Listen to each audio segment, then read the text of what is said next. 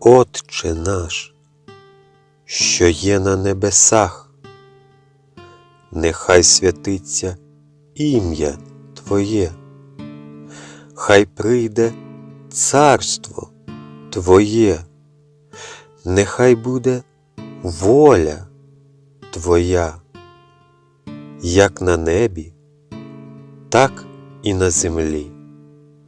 Хліб наш насущний дай нам сьогодні, і прости нам провини наші, як і ми прощаємо винуватцям нашим. І не веди нас у спокусу, але визволи нас від лукавого. Бо Твоє є царство, і сила, і слава на віки віків. Амінь.